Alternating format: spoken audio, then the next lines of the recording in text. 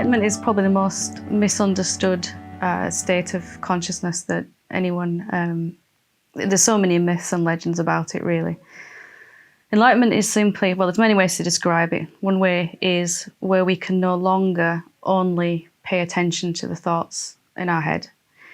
Basically, most human beings spend all of their time only paying attention to the thoughts and very little time, if any at all, paying attention to what's actually going on in their environment, in their world. So most people are living in this kind of virtual reality, thoughts constructed world. And enlightenment is simply when we can no longer do that. We can still pay attention to our thoughts, we can still use our mind, but basically we're no longer able to only have that constricted view. What we think about what's happening is most often what's not actually happening.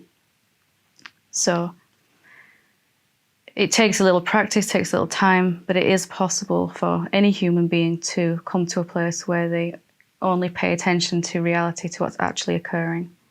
What that means is the focus of our attention isn't automatically and continuously going to our thoughts, to our mind, to whatever our mind's saying.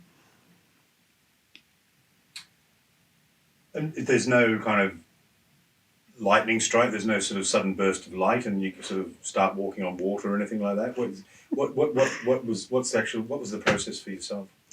It's actually very gradual for myself. There were stages, there were moments where there'd be a huge part of my mind that would go silent simply because I wasn't paying attention to it anymore. So there were some gradual stages and shifts.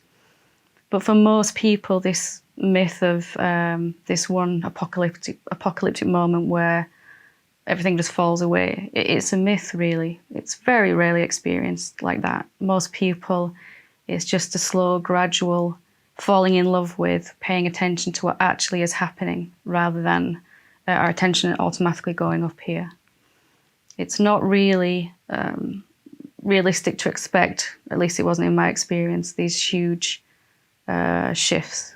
It can happen like that, but for most of us, it's just slowly going on in the background. More and more, we're falling in love with what actually is, and less attention is going to the mind as the first port of call, rather than human beings are just constantly driven by their mind, pulled along the road by attention going to thoughts.